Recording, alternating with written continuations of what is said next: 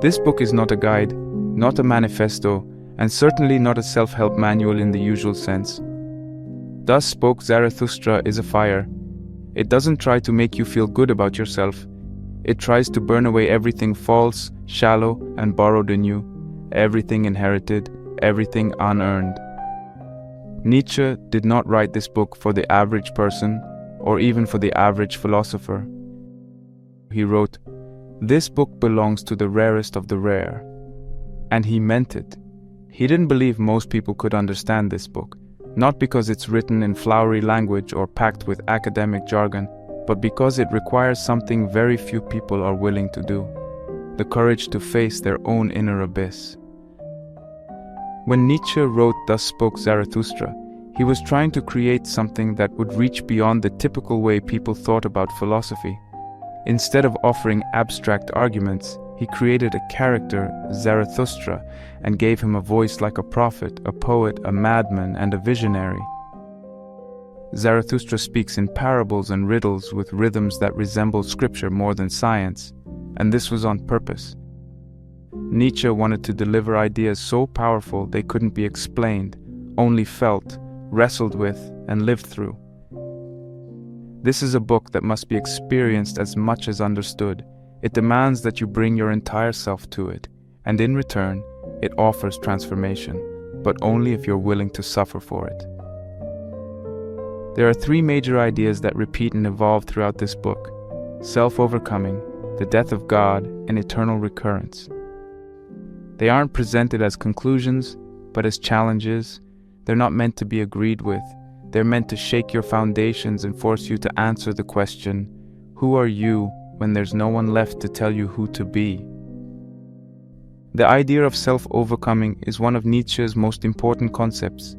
It's the belief that growth, real growth, only comes through a process of internal struggle, not through comfort or positivity, but through inner rebellion. He believed that human beings are not fixed. We are not finished. Instead, we are creatures in the middle of a transformation. Man is a bridge, Zarathustra says, a rope stretched between the beast and the Übermensch, the higher human being. That bridge must be crossed, not through education or obedience, but through fire, through conflict, solitude, and the destruction of everything false within us. You cannot become who you truly are unless you are first willing to kill who you were told to be. The death of God, famously declared early in Zarathustra's journey, is often misunderstood. Nietzsche was not just making a theological point. He was describing the collapse of the moral and metaphysical foundations of Western civilization. The idea of God, whether you believe in one or not, represented something deeper: the belief in a fixed, universal truth that tells us how to live and what to value. But Nietzsche saw that this belief was dying. Science, modernity, and rationalism had eroded it, and now we were left floating in a world with no guaranteed purpose, no divine script. Most people hadn't realized it yet, but the ground beneath their feet was already gone. And this, Nietzsche believed, would lead not to liberation, but to nihilism, a spiritual sickness where nothing feels meaningful and everything becomes shallow, passive, and safe. And yet, Nietzsche didn't write this book to lament the death of meaning. He wrote it to provoke the creation of new meaning, and the final test of whether you've truly accepted that challenge comes in the idea of eternal recurrence, one of the most brutal, beautiful thought experiments in all philosophy. Imagine living your life again and again, exactly the same, for eternity. Every pain, every regret, every hour wasted or lived with full intensity, you relive it endlessly. If that thought horrifies you, you're not living right. If you can embrace it with joy, then you've created a life worth living. That's the standard Zarathustra holds you to. Not moral purity, not success, but eternal affirmation. Saying yes to all of it, not just the good parts. So this book is not just about philosophy. It's about existence. It doesn't give you answers. It burns away your illusions and then dares you to build something new from the ashes. Something personal, something real. It's not written for everyone. But if you're still listening, if something in you hungers for that fire, then maybe it was written for you.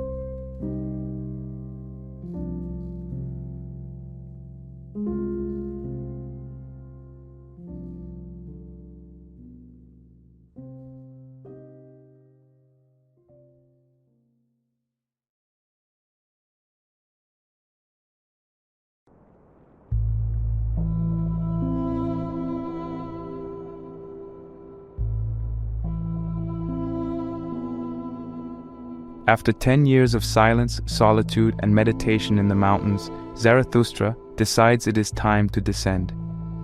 This descent is both literal and symbolic.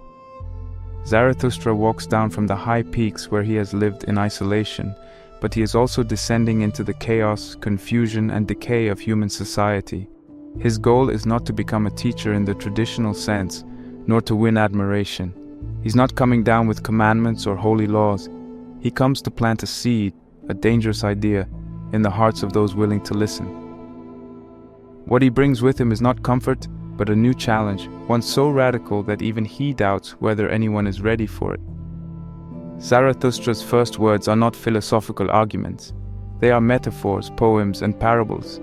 He speaks in riddles because the truths he brings are not easily swallowed. They are meant to disrupt, to disturb, to shake people out of their slumber. His time in solitude was not wasted. It was a necessary withdrawal from the world, a preparation for the task of reshaping values. He has gone into the wilderness to free himself from everything borrowed: morality, religion, customs, even language. When he returns, it is with a new vision of what humanity could become, but also a clear understanding of how far it still has to go. In Prologue 2, Zarathustra delivers one of Nietzsche's most infamous lines: "God is dead, God remains dead, and we have killed him." This is not a declaration of atheism in the simple sense. Nietzsche is not concerned with the existence of a deity. What he's saying is far more radical. The idea of God as the center of morality, meaning, and truth no longer holds the same power it once did.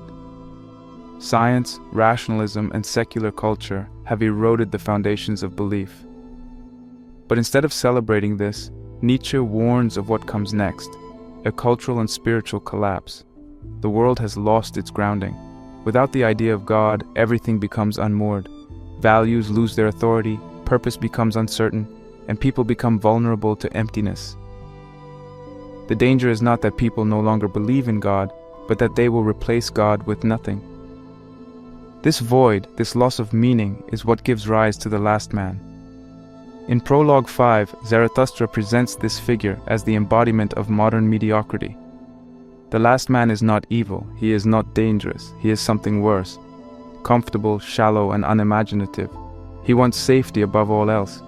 He avoids pain, challenge, and risk. He consumes pleasure in small doses, not out of joy, but to avoid discomfort.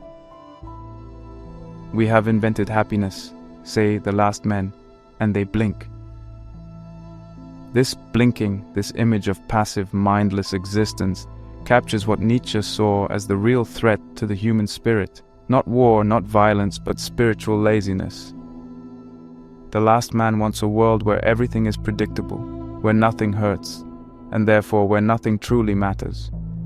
But Nietzsche does not leave us with this bleak picture alone. Zarathustra has come to deliver an alternative, the vision of the Übermensch, or Overman. This is the higher type of human being, the one who does not rely on inherited beliefs or passive comfort. The Übermensch is someone who creates their own values, someone who lives with purpose not handed down from above, but born from within. In Prologue 4, Zarathustra says, "Man is a rope stretched between the animal and the Übermensch, a rope over an abyss." This is a striking metaphor. Humanity is not a finished product. We are not the end goal. We are a transition, a process, a bridge. And crossing that bridge requires danger, balance, and the constant risk of falling. The abyss beneath the rope is nihilism, the belief that life has no meaning, that nothing matters. The animal on one end of the rope represents instinct, survival, and nature. The Übermensch on the other side represents the possibility of a new kind of existence, one that is stronger, freer, and more creative. But there is no guarantee that the rope will be crossed. In fact, most people will not even try. They will turn away, step back, and live like the last man, because it is easier. Zarathustra tries to deliver this message to the people, but they laugh at him. He speaks to them of the Übermensch, but they misunderstand and mock him. They are not ready. This rejection is an important moment. It shows that truth, especially transformative truth, is rarely welcomed by the crowd. The herd prefers comfort to confrontation. Zarathustra must realize that his words are seeds planted in hard soil. They may take years to grow and they may be trampled before they even sprout.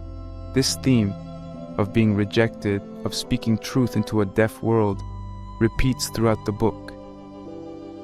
Zarathustra is not a savior. He is a voice crying out in a world that no longer believes in voices. He is both ahead of his time and out of place in it. He knows that only a few will understand him. I am not the mouth for these ears, he says, but still he speaks, still he descends, because the message matters more than the applause. The first part of Zarathustra's journey, then, is about this act of descent, this courageous decision to return to a world that has lost its way, to challenge it with a new vision. It's also about setting the stage for the core conflict of the book, the tension between what humanity is and what it could become. The rope, the abyss, the mocking crowd, all of these form the environment in which the idea of self-overcoming must take root. Nietzsche is not offering a roadmap. He is offering a mirror, and asking whether you are willing to look into it and see not what you are, but what you must become. The prologue ends with a kind of resignation. Zarathustra sees that the people are not ready. He leaves the marketplace and decides to seek disciples, not to build a school or a church, but to find even a few individuals who are willing to walk the path of transformation. The story is just beginning, but already the tone is set. The way forward is not through society, but through the individual. Not through collective belief, but through personal strength. And that strength begins with the willingness to abandon everything false and step out over the abyss, into the unknown.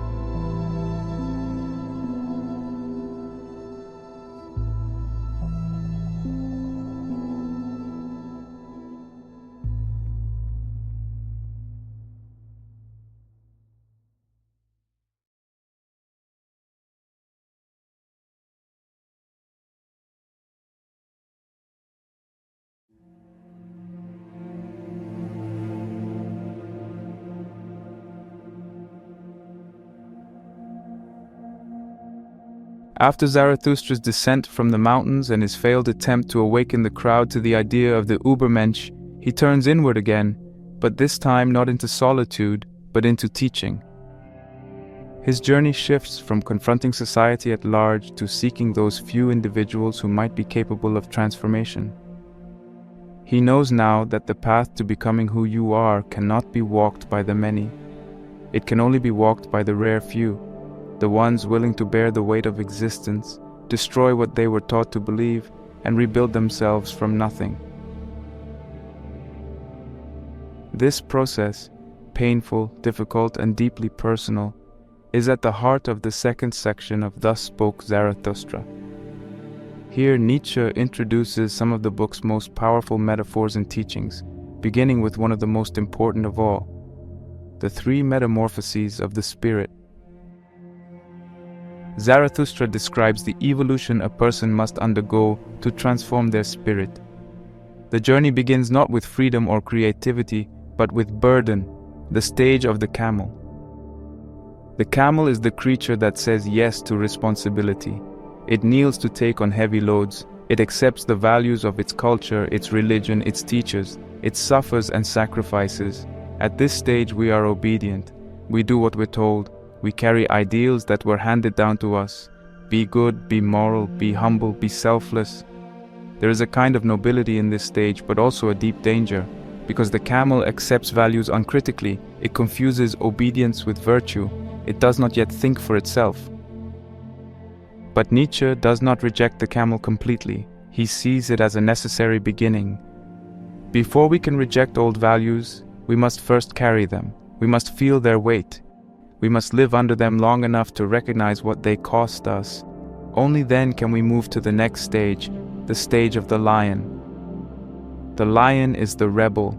It says no, not to life, but to the values that were imposed on it. The lion refuses to be ruled. It fights against tradition, against duty, against the inherited morality that kept it tied down. This stage is fiery, bold, and full of strength. But even the lion, Nietzsche says, cannot yet create. It is strong enough to destroy old values, but it lacks the innocence and playfulness needed to invent new ones. And that brings us to the final stage, the child. The child represents a return to innocence, but not ignorance. It is a symbol of creation, play, and fresh beginnings. The child is not bound by the past. It does not rebel for the sake of rebellion. It simply plays, imagines, and affirms life with a joyful yes. This is the spirit capable of creating new values, of becoming truly free. To create new values that even the lion cannot do, but the child is needed for that, Zarathustra says. The child is the final transformation, the self that no longer lives in reaction to what came before, but lives out of its own inner truth. This idea of transformation, of spiritual evolution, is one of Nietzsche's most important contributions. It's not enough to obey, and it's not enough to rebel. The real task is to move beyond both, to create. But this process is not easy. It is not given to us. It must be earned through struggle, and most people, Nietzsche believes, never make it past the camel stage. They carry their burdens until they break, or they rebel briefly and then return to the safety of obedience. Very few reach the point of becoming the child, of living with creative freedom.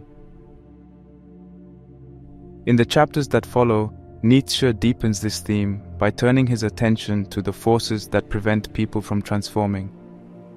In On the Afterworldly, he criticizes religion, not simply for believing in a god, but for promoting the idea that life itself is something to be escaped. Many religions, Nietzsche argues, teach that true reality lies beyond this world, in a heaven or afterlife. This makes people resent the physical world, their bodies, their instincts. It turns them into what Nietzsche calls the afterworldly, people who despise life and long for escape. Zarathustra sees this as a form of spiritual sickness.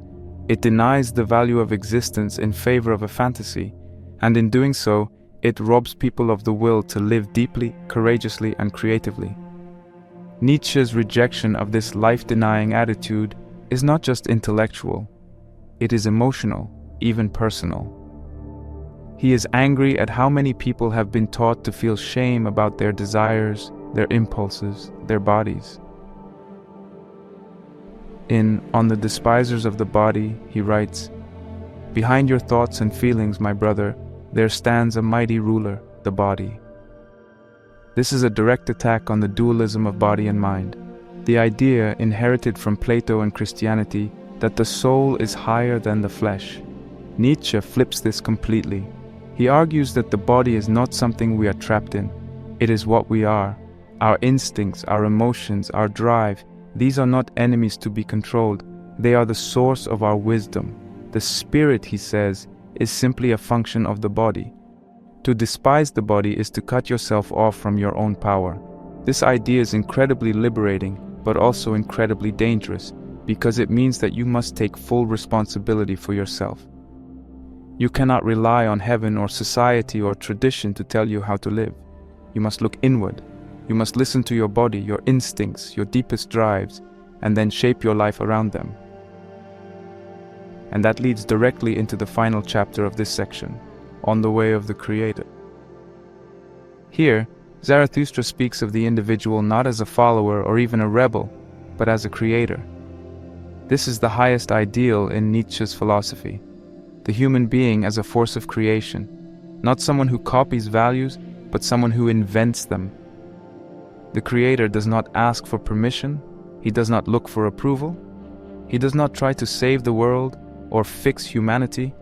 He simply brings new meaning into existence through the act of living.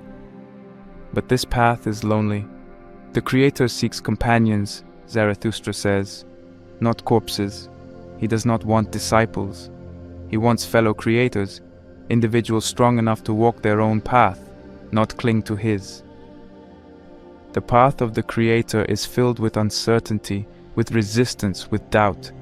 But Nietzsche believes it is the only path worthy of a fully developed human being. The Creator must live in the present, grounded in the body, free from illusions about heaven or morality.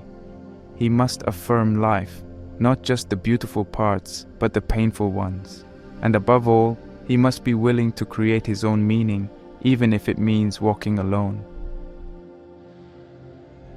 Taken together, these chapters, the three metamorphoses, the critique of religion, the defense of the body, and the call to become a creator, form the foundation of everything that follows in the book.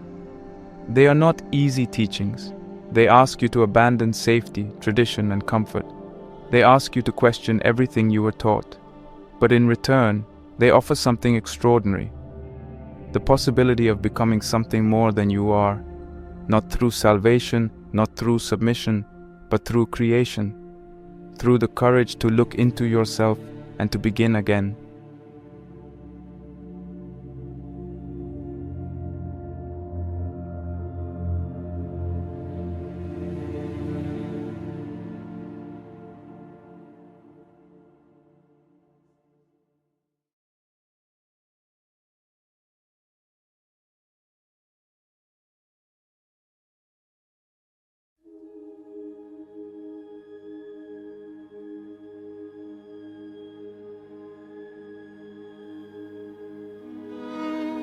In part 2 of Thus Spoke Zarathustra, Nietzsche takes the reader deeper into the personal cost of transformation. The metaphor of the rope from the prologue, the idea that man is suspended between animal and Übermensch, becomes more real here. Because now Zarathustra is not only proclaiming bold ideas to the world, but wrestling with the loneliness, the frustration, and the psychological weight that comes with having stepped beyond the crowd. This section is about the inner landscape of someone who has rejected conventional life and is trying to build something new from scratch. It's not glamorous, it's not romantic, it's painful, isolating, and full of spiritual fire. Zarathustra begins by turning his attention to the so-called wise men of society, philosophers, teachers, religious leaders. In the chapter on the famous wise men, he dismantles their authority. These are the people who claim to possess wisdom, who supposedly teach others how to live. But Zarathustra sees them differently.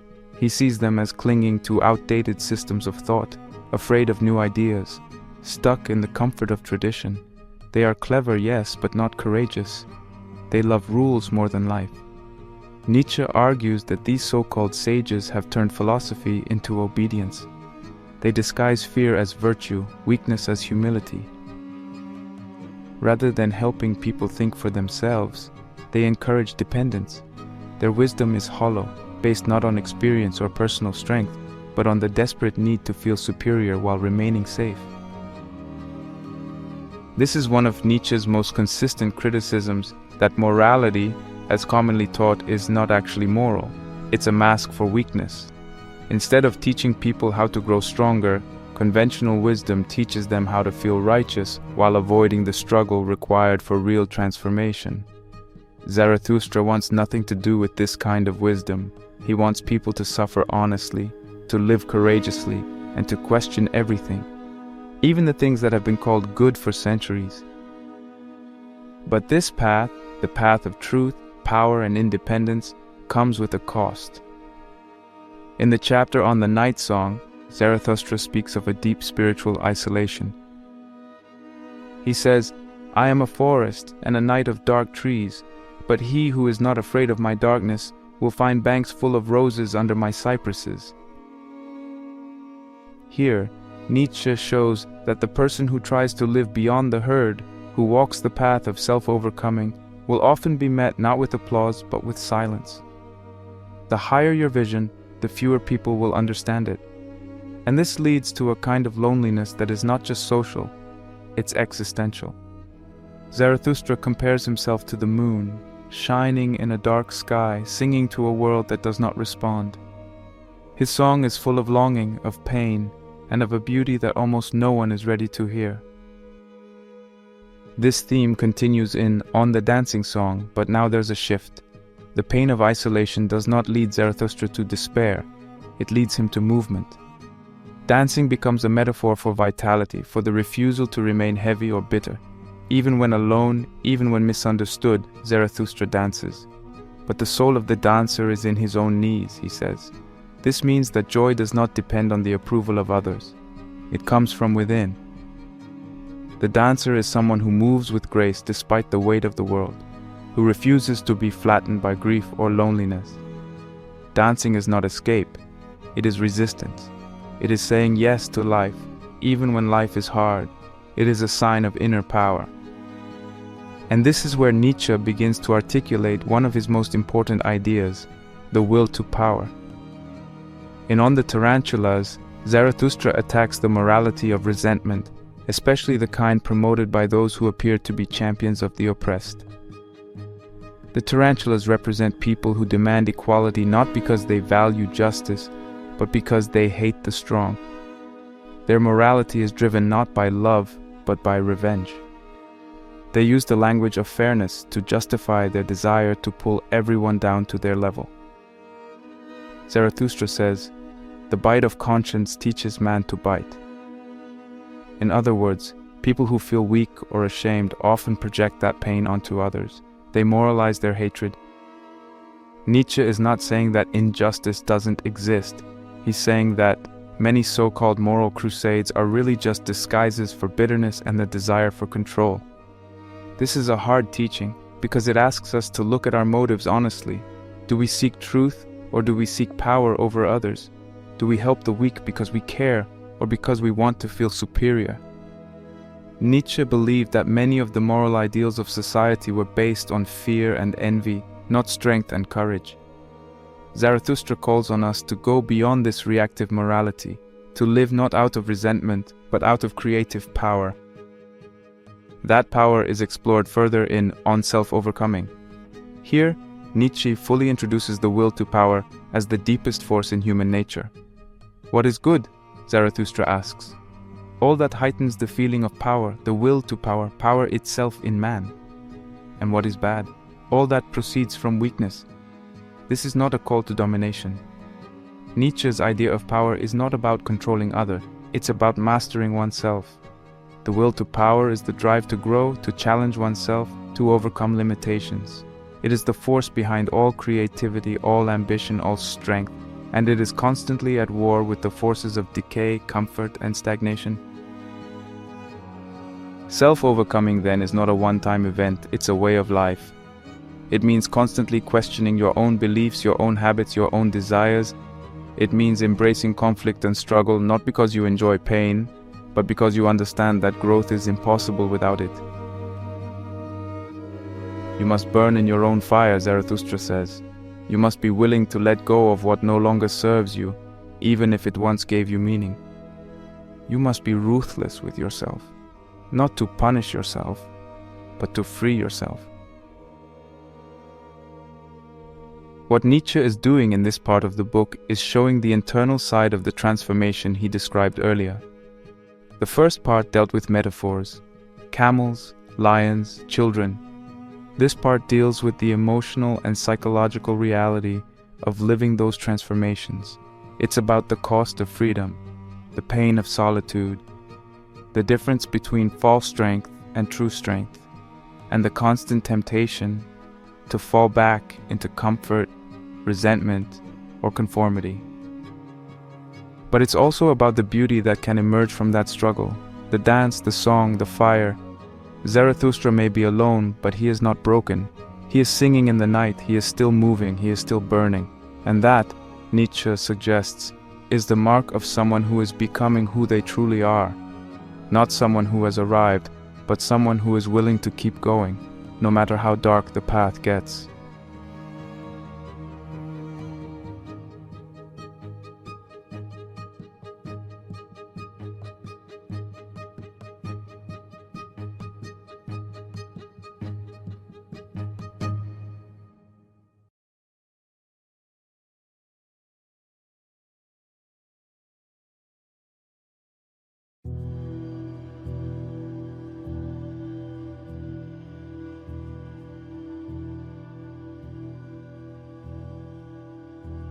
In the second half of part 2 of Thus Spoke Zarathustra, Nietzsche shifts the focus from the fight against external forces, against false morality, conformity, and shallow wisdom, to an even deeper and more personal struggle, the battle within the self. This is where the real test begins. It's no longer enough to reject what's outside. Now Zarathustra must deal with what's inside, his past, his fears, and his doubts. This part of the book introduces one of Nietzsche's most powerful and life-changing ideas: redemption not through guilt, but through affirmation. It also presents a pivotal moment in Zarathustra's inner development, a moment of silence, fear, and painful truth. On Redemption, Zarathustra tackles the problem of regret and suffering in a radical new way. Most religious or moral systems tell us that redemption, or healing, comes through confession, repentance, or forgiveness. You admit your sins, you feel guilt, you apologize, and in that process, you're somehow made clean. But Nietzsche rejects this model entirely. To him, guilt is a form of weakness. It keeps us chained to the past, it focuses on what we cannot change, and in doing so, it saps our strength. Instead, he offers a new definition of redemption: the ability to affirm your life so completely that you would choose it exactly as it is again. This is not easy. It means embracing every mistake, every loss, every painful moment, not with bitterness, but with a kind of fierce acceptance. In one of the most important lines in the entire book, Zarathustra says, "To redeem the past and to transform every it was into thus I willed it, that alone do I call redemption." This is the voice of someone who refuses to be a victim, someone who takes full ownership of their life, even the parts they didn't choose. It's not about pretending that everything was good, it's about saying, "This is mine, I accept it, I own it, I will make something powerful out of it." This is a key part of Nietzsche's concept of the will to power. Not the desire to control others, but the inner force that pushes us to overcome, to create, to shape ourselves and our lives. When you can take your past, with all its weight and darkness, and still affirm it, when you can say yes to your life as a whole, that is true strength. That is the highest form of power. But Nietzsche also knows that this path is terrifying. In the chapter on human prudence, he speaks to the part of us that wants to play it safe. Prudence, caution, moderation, careful planning is often seen as a virtue, but Zarathustra mocks it. He calls it a clever cowardice. People who are too cautious, too calculating, never truly live. They avoid danger, yes, but they also avoid greatness. True life, Nietzsche says, requires risk. It requires throwing yourself into the unknown. It means making decisions that aren't always rational, but that are driven by the deeper forces of the soul. He writes, "Too much prudence is a kind of death," and he's right. When we overthink everything, when we try to control every outcome, we lose the wild, creative energy that gives life its meaning. Zarathustra urges us to break free from this fear-driven caution, to stop clinging to safety, and to trust the instincts and desires that call us forward, even when the path is unclear. All of this, the rejection of guilt, the call to affirm the past, the challenge to step beyond caution, leads to a powerful turning point in The Stillest Hour. This chapter is not about teaching others. It's about confronting yourself. Zarathustra finds himself alone, and in that silence he hears a voice, his own inner truth speaking to him. But what it says is not comforting. It accuses him. It tells him that he has not been honest, that he has held back, that he has not yet spoken the deepest, most dangerous truths he carries. This is not an external enemy. This is not the crowd that laughed at him or the shallow thinkers he has mocked. This is Zarathustra's own fear, his own hesitation, and the voice says essentially, "You've come this far, but you're still afraid. You still want to be liked. You still want disciples. You have not yet gone far enough." The confrontation in the stillest hour is brutal, not because of violence, but because of its truth. Zarathustra must face the reality that even he, the prophet of transformation, is still clinging to comfort. He has not yet fully embraced his calling. He has not yet spoken with the absolute honesty that true creation demands. And now there is no turning back. The final lines of the chapter are among the most powerful in the entire book. The voice says, "Now I go alone, my disciples. You too go now, and alone. Thus I want it." Zarathustra realizes that the time for teaching is over. The time for being followed is over. The next stage of his journey must be walked alone, just as it must be for anyone who seeks to become more than what they were. The crowd cannot help you. Even your disciples, the ones who admire you, who listen to your words, can become a trap. Because as long as you are trying to please them, you are not truly free. This is the final test of the will to power. Can you break even from those who look up to you? Can you let go of the need to be understood, to be liked, to be followed? Can you walk your path completely alone, guided only by your inner fire? Nietzsche is not glorifying isolation for its own sake. He's not saying that being alone is a virtue. What he's saying is that true transformation cannot happen unless you are willing to risk total independence. Unless you are willing to stop asking for permission, even from your past self. The stillest hour is the moment when the noise of the world fades and you are left face to face with what you know you must do and what you are most afraid to do. This moment marks a kind of spiritual noon in Zarathustra's life. It's the point where everything becomes clear and there's no going back. The light is harsh, the shadows are sharp, but the path is visible. From this point on, there is only forward, only the climb, only the long road toward becoming who you truly are, not in theory, but in action. So if you take one thing from this part of the book, let it be this. Redemption is not about forgiveness. It's about transformation. Power is not about controlling others. It's about mastering yourself. And the truth, the deepest truth, is not something you can share too soon. It must be earned, suffered for, and finally spoken when you are ready to walk alone. This is the turning point. This is where Zarathustra stops being a teacher and starts becoming something else, something harder, lonelier, and infinitely more real. This is where the fire gets hotter and the journey gets steeper, and from here everything that follows will demand more than just thought. It will demand action. It will demand you.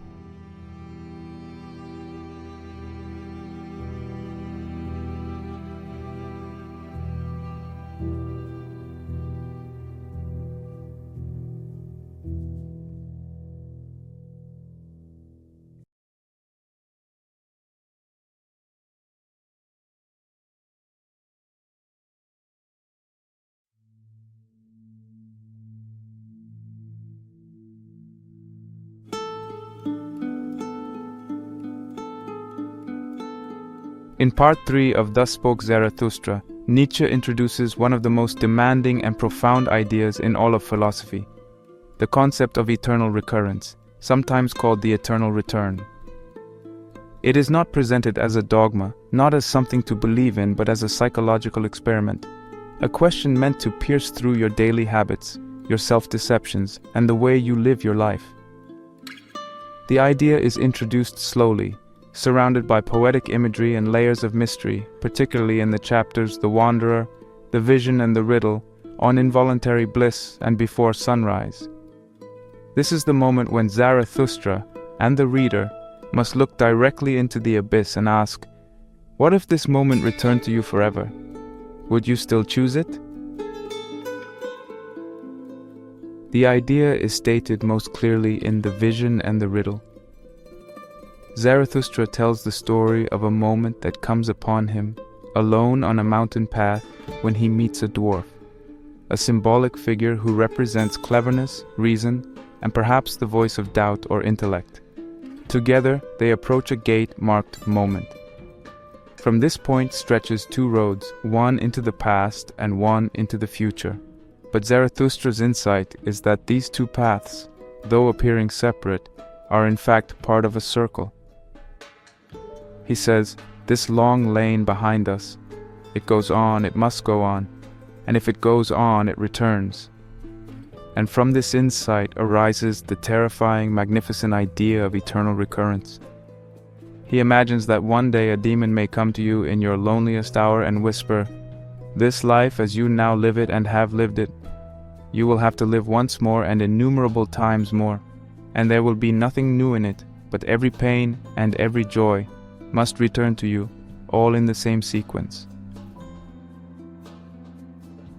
The question Nietzsche poses is not about whether this is scientifically or cosmologically true. It is about how you would respond if it were. Would you curse the demon and collapse under the weight of your life being repeated endlessly? Or would you say, "You are a god, and never have I heard anything more divine"? This idea is meant to test the quality of your life, your choices, your values. It demands that you reflect on whether you are living in a way that you would be willing to repeat, not once, but forever. Every small decision, every wasted hour, every regret, and every triumph. Would you endure it again? Could you love your fate, not just accept it, but embrace it so completely that you would welcome its eternal return? This is where Nietzsche's concept of amor fati, the love of fate, becomes essential. Amor fati is the attitude of someone who does not wish for a different life or for better circumstances, but who fully embraces what is, not because it's easy or pleasant, but because it is theirs. To love your fate means to say yes to every part of it, even the pain, even the failure. It's not about pretending things are good, it's about refusing to retreat from reality. Eternal recurrence is the ultimate expression of this idea. If you can say yes to your life being repeated forever, exactly as it is, then you have achieved something close to spiritual strength. But Nietzsche knows how rare this is. In The Wanderer, Zarathustra reflects on solitude, on walking alone, on the distance that grows between himself and others. The more deeply he understands, the more isolated he becomes.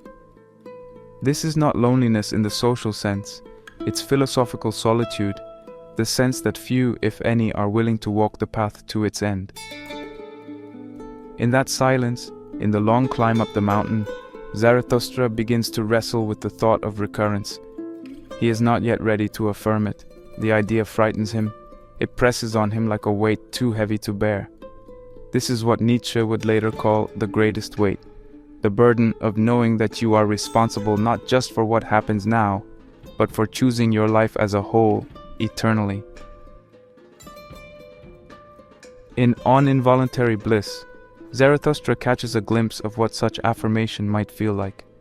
He experiences a strange moment of joy, a sense of harmony with the universe, a sense that he is exactly where he should be. But the bliss is not something he commands or controls. It arrives suddenly, uninvited, and leaves just as quickly.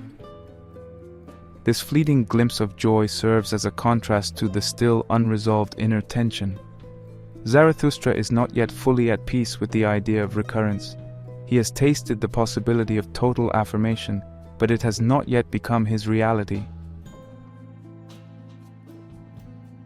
Then, in Before Sunrise, Zarathustra speaks more directly about truth, light, and solitude.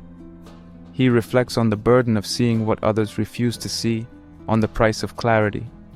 Truth for Zarathustra is not a cold set of facts. It is something alive, something he must wrestle with in the dark before the dawn.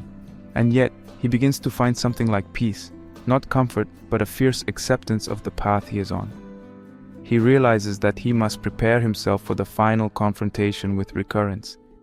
He must train his soul to say yes, not just to the easy moments, but to the whole of life. This is where the abyss comes in. The abyss is not some external place of suffering. It is the recognition that life contains both beauty and horror, and that there is no escape from that. It is the understanding that we are thrown into a world we did not choose, and yet we are asked to affirm it, to say yes without illusion, without lies, without hope of some other world where things are better.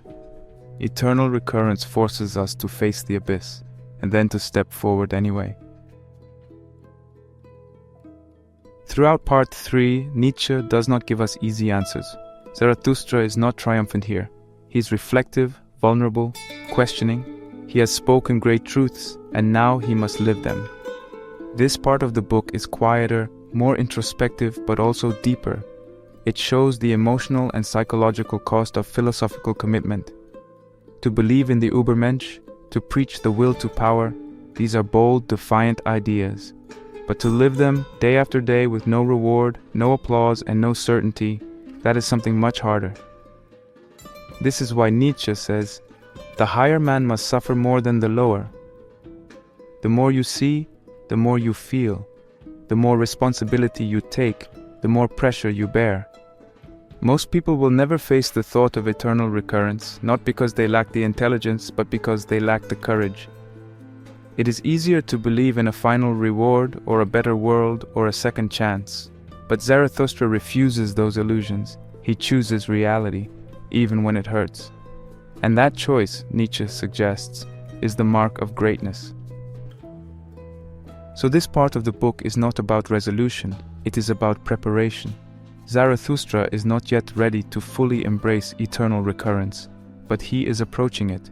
He is drawing nearer to the moment when he must make a decision that defines everything. Will he affirm his life, or will he collapse under the weight of it? Will he become the one who dances even at the edge of the abyss? Or will he retreat into comfort, into safety, into the crowd? We don't get the answer yet. That comes later. But here, in part 3, we are given the question. And it's not a question just for Zarathustra. It's a question for all of us. If your life, exactly as it is, were to repeat forever, would you rejoice? Would you curse it? Or would you change something today so that the next time the demon comes, you can say yes, not out of pride, but out of truth? This is the challenge of eternal recurrence. This is the test Nietzsche gives us. And it is not a test you pass once, it is a test you face every single day.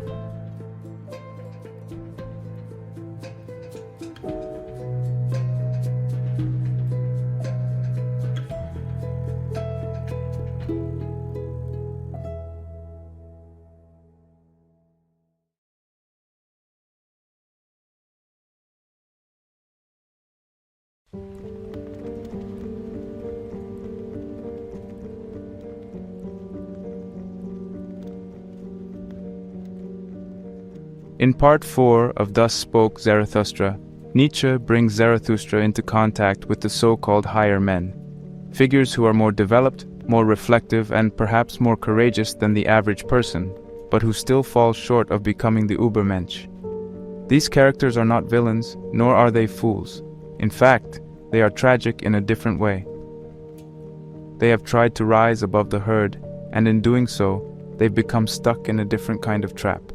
Spiritual pride, vanity, or ideological delusion. This section is one of the strangest and most complex in the entire book. It is filled with satire, symbolism, and irony. But beneath the strange scenes and characters is a clear message. Not all rebellion leads to transformation.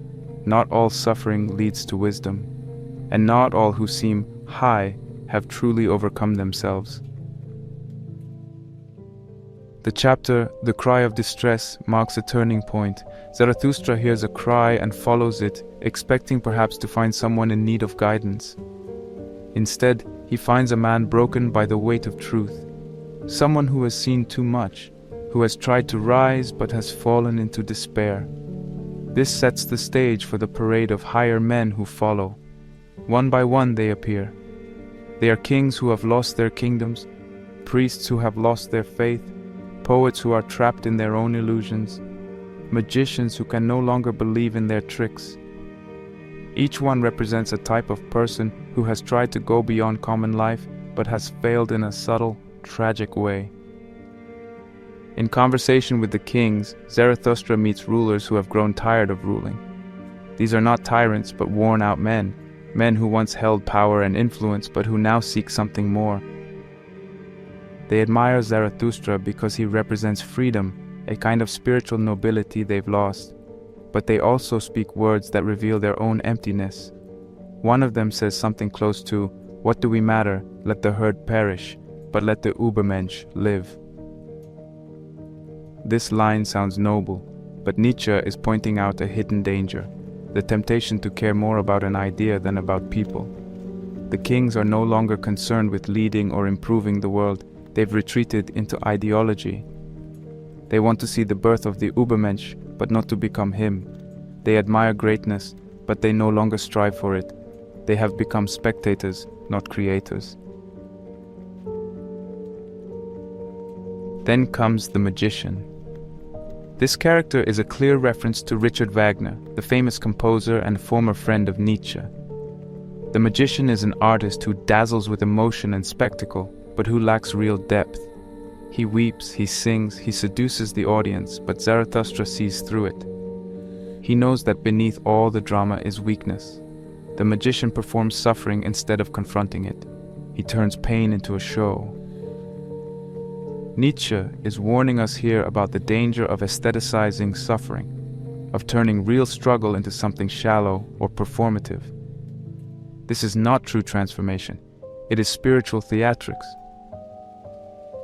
What unites all these higher men is that they have each, in some way, touched the edge of greatness, but then retreated. They have suffered, yes. They have left the herd. They have seen truths that others ignore, but they have not gone far enough. They have not overcome themselves. They have not become free. Their pride, their roles, their identities keep them stuck. Zarathustra sees this and feels the weight of it. He had hoped to find allies, but instead he finds half-transformed beings, people who are still trapped in ego, memory, or the need to be admired. This brings us to the strange and satirical chapter, the Ass Festival. It's one of the most confusing scenes in the entire book, and intentionally so. The higher men, in an effort to celebrate, end up conducting a parody of a religious ceremony centered around a donkey. They bow to it, they sing to it, they make it the object of their devotion. This scene is absurd, almost cartoonish, but it's also deeply meaningful. Nietzsche is showing us that even those who have rejected traditional religion can easily fall into new forms of worship, just as empty, just as blind. The donkey represents stupidity, obedience, and herd-like thinking. And yet, here are the supposed higher men bowing to it. Why? Because the human impulse to bow, to worship, to follow is hard to kill. Even after God is dead, people still seek new idols. Nietzsche mocks this impulse mercilessly. The satire in the Ass Festival is not just aimed at others, it's a test for the reader too.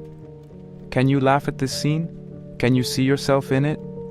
Have you ever replaced one system of belief with another, thinking it was your own, when it was just a new form of submission? Nietzsche is not trying to humiliate his characters, he's trying to wake us up. He's saying, even those on the path can fall, even those who have suffered can still be cowards, even those who seem wise can still be fools. And this brings us to one of the most painful insights in this section. Suffering alone is not enough. Nietzsche acknowledges that all these men have suffered deeply, but he also shows that suffering by itself does not transform you. It can make you bitter. It can make you proud. It can trap you in a story about how special or broken you are.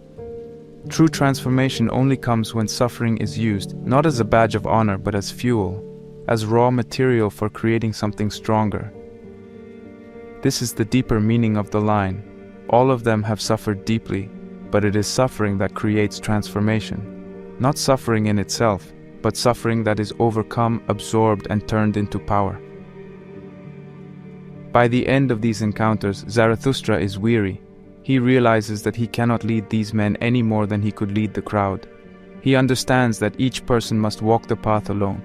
Even those who seem close to the summit can still fall. The temptation to stop, to settle, to admire the view rather than keep climbing, it's everywhere. Zarathustra sees it, and he decides once again to retreat, to reflect, and to wait for the moment when he himself is ready to speak the deepest truths. Because even he, for all his insight, is still evolving. He is not finished. And this, perhaps, is Nietzsche's most humble message. The work of becoming never ends. This part of the book serves as a warning. It's not enough to be different. It's not enough to be wounded. It's not enough to reject the herd. What matters is what you do with your suffering, your insight, your solitude.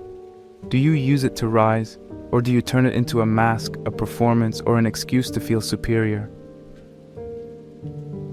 True transformation is subtle. It is often invisible. It does not bow to donkeys or chase applause or cling to pain like a trophy. It moves quietly. It burns inwardly. It rises not from status, but from the unshakable will to become. The higher men in Zarathustra's world are not villains. They are mirrors. They show us what happens when the journey is interrupted, when courage gives way to comfort, when ego gets mistaken for strength. And through them, Nietzsche asks us a question that echoes through the entire book. Will you stop here, or will you go further? That is the true final trial, not a battle with others, but a battle with the voice inside that says, "This is enough." Nietzsche's answer, through Zarathustra, is clear. It is never enough. The path continues. The fire must burn hotter, and the real work is still ahead.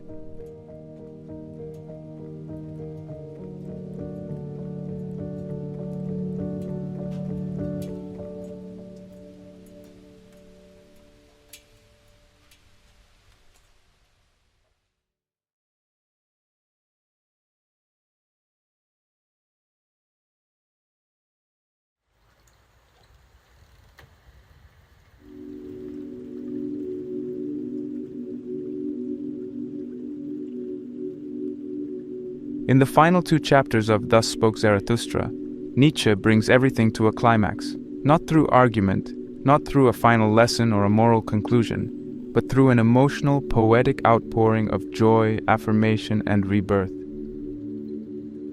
These closing scenes, the drunken song and the sign, are filled with images of light, laughter, dancing, animals, eternity, and transformation. But they are not a retreat into fantasy or comfort. They are the result of everything that came before. The descent into solitude, the confrontation with suffering, the rejection of false prophets, the struggle with eternal recurrence. Zarathustra has endured all of it. Now, at last, he reaches a new kind of strength, a strength that doesn't come from conquering, resisting, or teaching, but from loving life exactly as it is. This is the moment of his rebirth. The drunken song is not a song of chaos or mindless pleasure. It is the song of someone who has seen the worst of life, its pain, its repetition, its absurdity, and still chooses to say yes. This yes is not naive. It is not shallow. It is the yes of someone who has walked through fire and come out the other side, not untouched, but stronger. Zarathustra now sings of joy, but this joy is not ordinary happiness. It is deeper.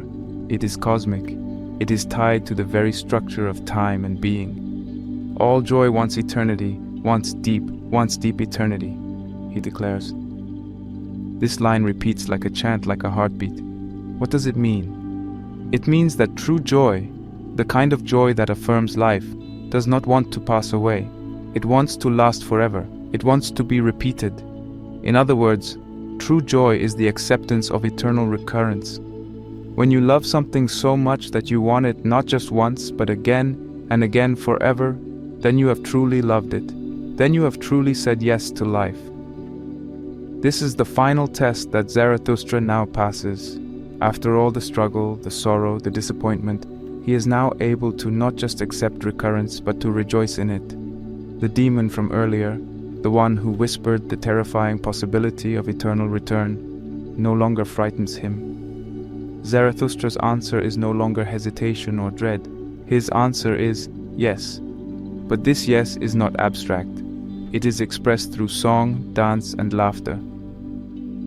Nietzsche believed that the highest form of wisdom is not heavy, it is light, not because it ignores suffering, but because it carries it with strength. The image of Zarathustra dancing is one of the most important in the whole book. It connects back to earlier chapters, where he said that he would only believe in a God who could dance. Dancing is a metaphor for freedom, for grace, for moving with life instead of against it. To dance is to live without stiffness, without fear. And now, at the end, Zarathustra dances with eternity. He is no longer burdened by the past. He is no longer worried about convincing others. He is no longer looking backward or forward. He is present, alive, joyful. This is also where we see the fulfillment of an earlier image from the vision and the riddle. In that earlier chapter, Zarathustra described a shepherd with a snake in his throat, a symbol of the horror of recurrence, the feeling of being trapped in something you cannot escape. The snake represents the cycle, the loop, the unbearable repetition. But then Zarathustra cries out to the shepherd to bite, to take action, to affirm, to own what is happening. The shepherd bit as my cry had advised him. He bit with a good bite. That moment of biting is the turning point, the moment when the horror is overcome, not by escape, but by courage, by embracing it. And now, in the drunken song, we see what happens after the bite. Freedom. Zarathustra is free because he no longer wishes for life to be different. He no longer fights against time or pain or the past. He accepts the eternal return not as a punishment, but as the deepest expression of life's beauty. He has reached amor fati in its purest form, the love of fate. The final chapter, The Sign, brings this transformation into a symbolic, almost mythical conclusion. Zarathustra wakes up and his animals, the eagle and the serpent, bring him a sign. What is the sign? It's not fire from the heavens or a voice from the sky. It is something small, almost playful. The animals laugh. They celebrate. They are light.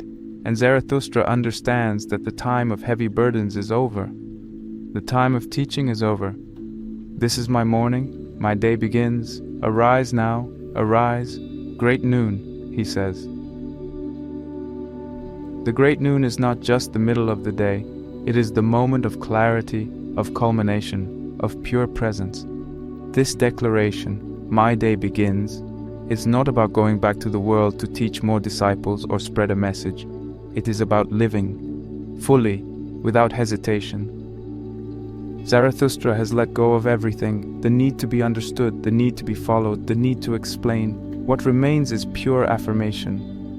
He does not just preach eternal recurrence, he lives it. He has become the embodiment of Nietzsche's ideal. Not a god, not a guru, but a human being who has overcome the past, overcome fear, and become whole. There's something paradoxical here.